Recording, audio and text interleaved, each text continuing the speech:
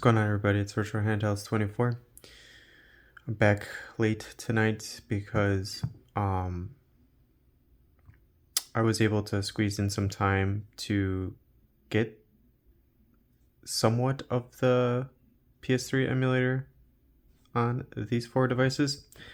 So we have a different variety. Well, these two are almost the same with chipset, just form factor is different.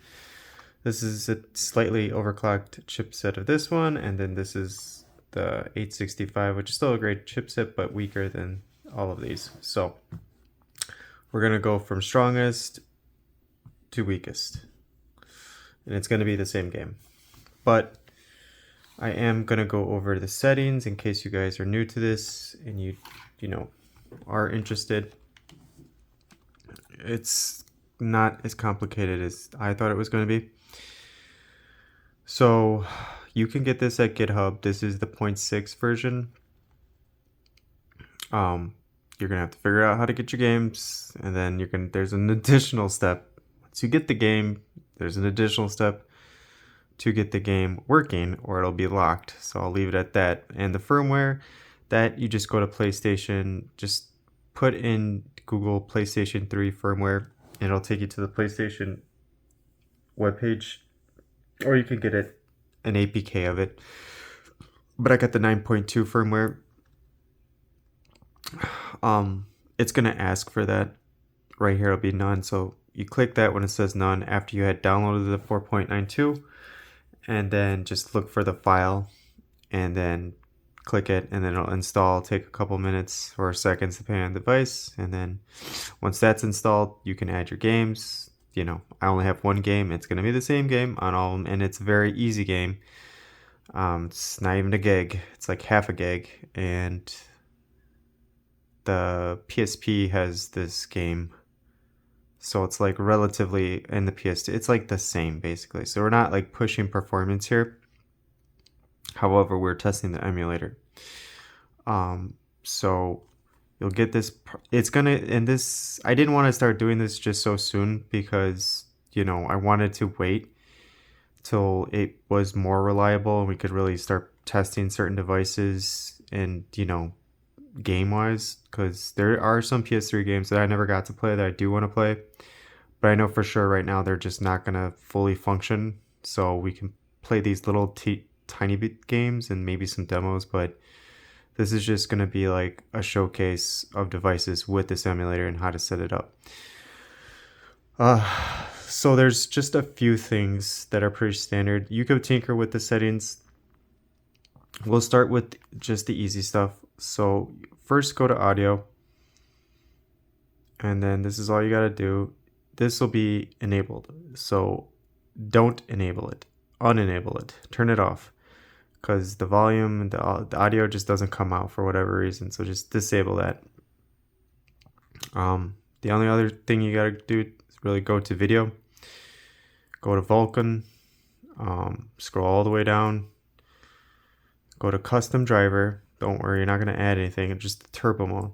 So boost the performance. Why not? Could cause some games to crash, but for right now I have it on all of these devices. So we're gonna see. Second of all, let's like switch all over again with, the Yuzu forks. The sharpening intensities, it's set at 50. I recommend turning that down to 25. I'll like when I do further testing with other games, I'll turn it down to 0 if we could get better performance. I turned it down to 25. I'm playing this game at 1080p and we're getting 60 frames. On all these devices, believe it or not, except I don't know about the Retroid Pocket 5. We're going to find out together. All right.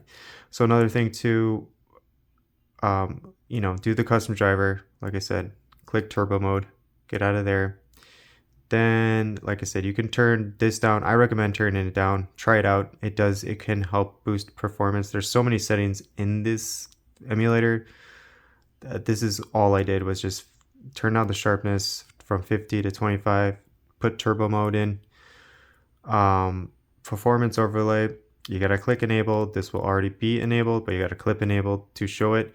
Also, if you want to see the frames per second without squinting, this will be, font size will be at 10, change it to 20. You just click it and you can move it.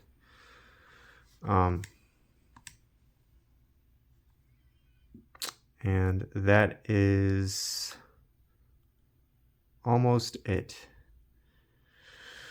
There's just a few other things. I have, so resolution, you can turn it down to get better performance. They have all these wacky weight like things you could do and what have you. I said F it. I had it at 1280 by 720, but I was like, this game, so I just put it to top to 1080p. I was like, no, we're gonna just go for max. Aspect ratio, you keep it at 16.9. All these settings just kind of just leave alone. I was told that white color buffers you click on and read color buffers click on too. For games like God of War, you know, that demo that everyone's been testing out, they said that they recommend turning those two on to help with graphical issues. We're not going to be testing out God of War today, but might as well just put it on. And then also people told me to put this on, switch this on, stretch to display area. I guess if you do like a weird 4:3 aspect ratio, you can stretch it out or what have you to fill the entire screen. So I just enabled it. Also, big one too, this will be automatically clicked on. Now, this is important. Pay attention to this because I've noticed this and it happened with all my devices. If enable frame skip is on and you know if this is checked on and you don't uncheck it, the games will, because you'll have like the setting where it's on frame limit will be auto. So it doesn't matter how powerful the device is. Like this is the most powerful device I have here, my Legion Go tablet somewhere else. So the Evo is the most powerful, right? But if I have that enable frame limit skip thing on, it will make the frame rates like this game will only run at 30. If I turn that off, skip frame limit, it goes straight to 60. No issues. So make sure you turn that off because whatever device you have, it's going to hold you back. Depending on a game, yeah, I can understand how that could come in handy if you know you need to set frame skip. But just remember, it's going to be, a lot of this is just in video. You have to scroll all the way through. Like I said, make sure, and you can put this on stretch to display area if you want, like if you're doing some crazy resolution thing. But just make sure that enable frame skip, see how it has that asterisk. Whenever you change something in the settings, it'll leave an asterisk to let you know this is not the way it was when it was set up. So that's kind of interesting and nice. But turn it off. And then again, just set your resolution. You don't need to load in a driver or anything, at least not yet. For this game, it's pretty basic. I put it at 1080p. Performance overlay, just remember to enable it and change to the size so you can see. Again, Vulkan, there's nothing really to do other than turning down the sharpness, which will help with performance, and then custom driver, which isn't really anything. It's just you put it in turbo mode to get boosted performance. That's all I touched. Everything else is pretty much the same. So we're going to play a little bit of each so I could get this all in one video without making it like an hour long. Obviously, it's just going to be one game, so, you know, and it's Outrun. Again, this is just, there's so many forks of this game. That's how it does. It loads it up. And then you click that little thing, boom. And what's great is I didn't map anything. It just knows where the controls are. So A is A, B is B. So if A is over here on the Odin, it's going to know that's A. So it's cool. You don't have to do anything. And this is at 20 instead of 10, so you guys can see the frames. F50, automatic transmission, outrun mode, flash wave.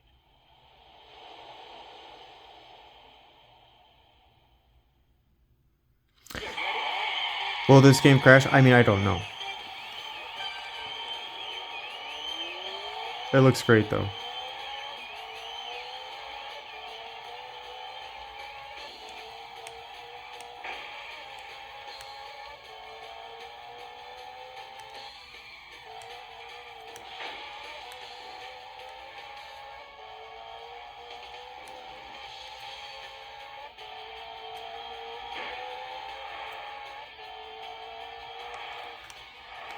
could ever do that drift thing. I gotta play this game. Like, actually play it. This was just like a thing to test out on PS2 back in the day. Outrun. And the PSP has a really good version of the game that you can increase the resolution so much. But I mean, it's not a demanding game. It's just this happens to be the arcade version on the PS3. So it's not like we're, you know, I wouldn't consider this like real PlayStation 3 games being played. It's just we're using the emulator with a mini PlayStation game. But we're taking full advantage of the settings. We're not going to hold back. You know what I mean?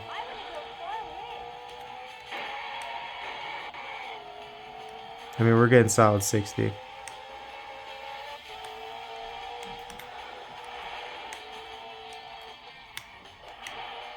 See, it's like almost like, it reminds me of like skateboarding or something. You gotta like drift. I don't know, I can't remember. There was a way to drift and you could just keep sliding. But it looks good.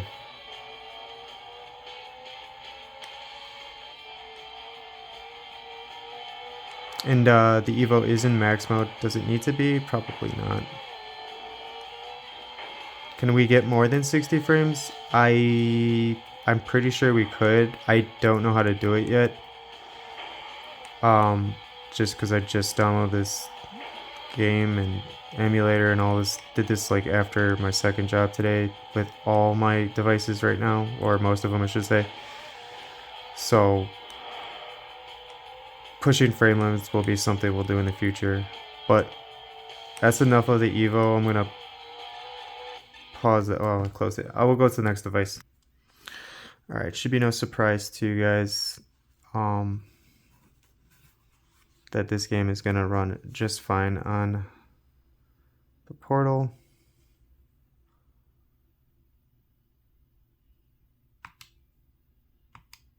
Oh, wait a minute.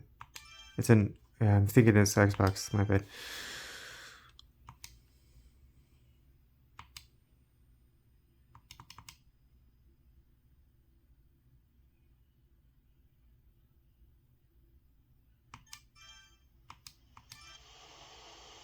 F50. Automatic transmission. Outrun mode. Flash wave. Oh wait, can we go back? I want to change the station.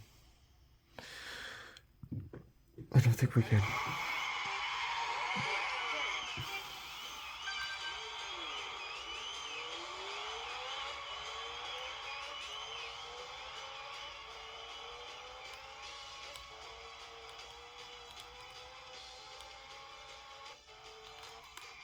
Yeah, see what I'm talking about? It's like I really gotta learn how to do it. I am not gonna sit here and act like I know what I'm doing with that drift. I want to know. Oh, that's not how you do it.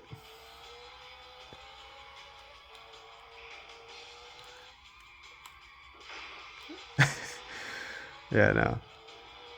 Okay, let's at least try to beat this time. Or make the time, I should say.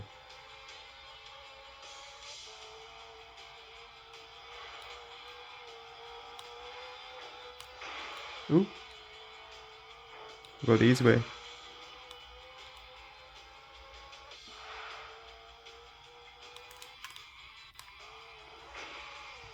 I wonder if it's just like, you just hold it. Nope, that just keeps causing me to crash. Yeah, I'm not purposely losing control. I'm just trying to drift going forward. I just don't know how to do it on this game, but I know there's a way to do it. Oh, I even made the checkpoint. Nice.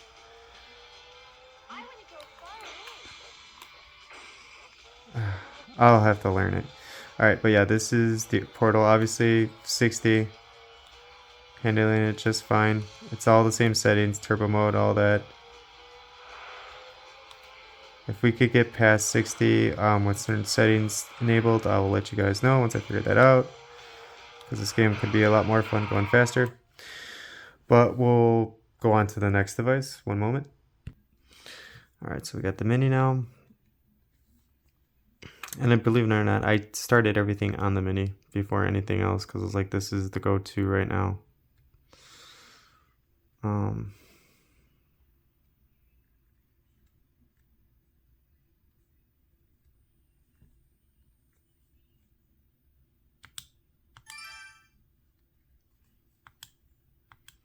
It's always so hard to tell with this LED, like, turn it up, turn it down, turn it up. Once there's white lettering or lights, it just becomes overpowering and like, oh, I got turned down. F50, automatic transmission. I start to love this more and more that I use it, and you know.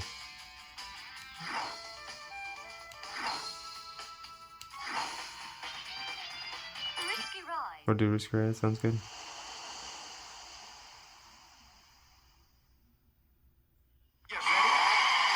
Ooh, look at that. I loaded everything up just nice.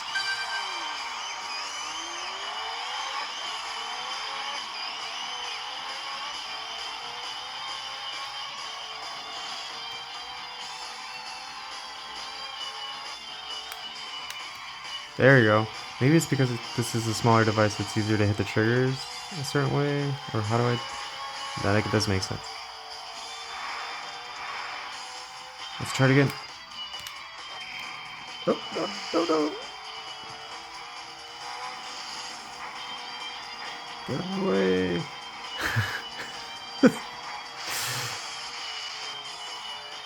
But this is...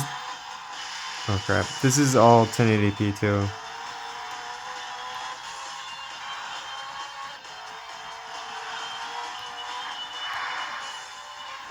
We're gonna go the hard way.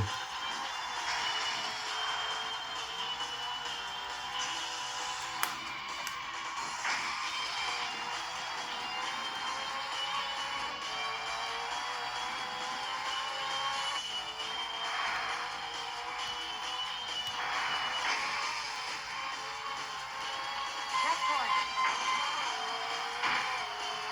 Island goes far away. Oh, he gone.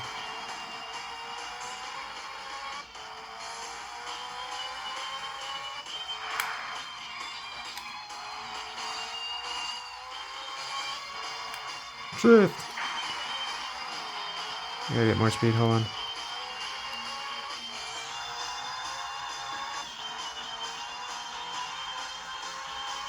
That and I need to turn.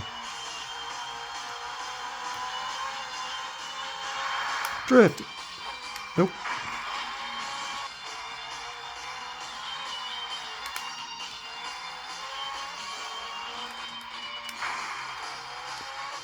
I'm just driving so terribly.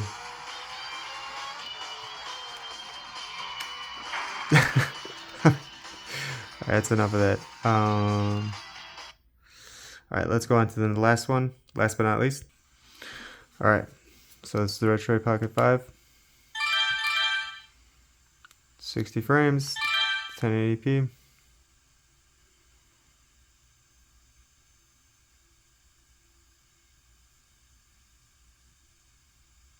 Hopefully everything else works out. But again, this game's not hard to emulate. Ooh, calm down there. F50, automatic transmission. Oh, wait. Outrun mode.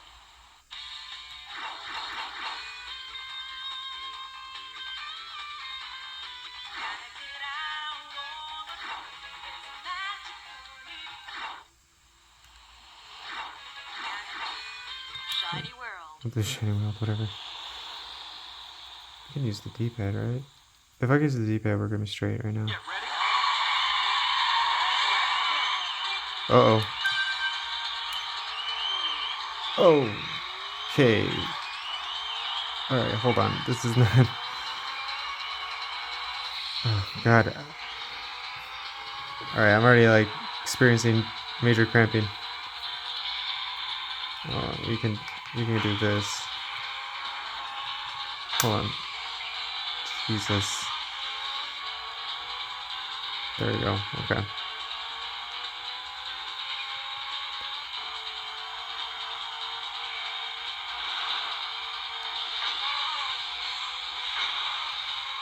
Oh, the performance is dropping. Let's pick it up.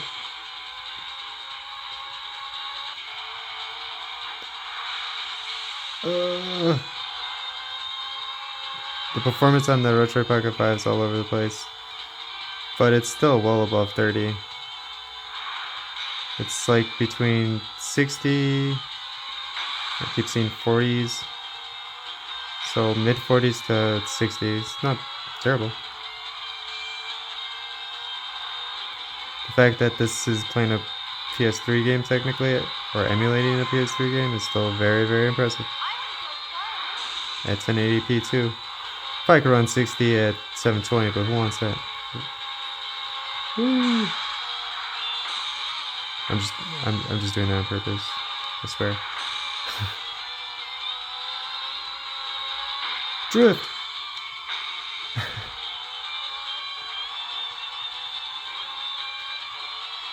Oh.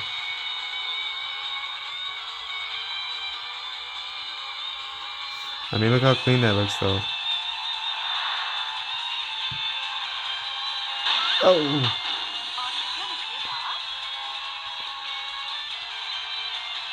Drift. There you go. Finally, one good drift.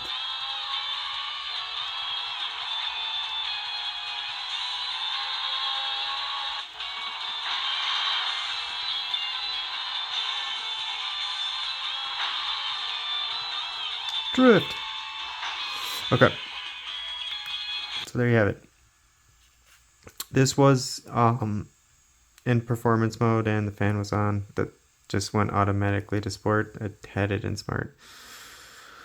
So yeah, I mean, there's going to be some drawbacks with the Retro Pocket 5, even with 4 gigs of RAM swap. Again, if you didn't know, that's amazing that this thing has it. Take full advantage. And again, you know,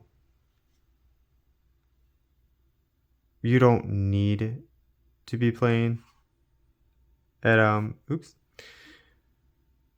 1080p. I just wanted to push the performance because the game is not, again, it's not a big game. It's not like something demanding, and it's still very early stages of the emulator. So I was like, let's just push it, you know, balls to the walls.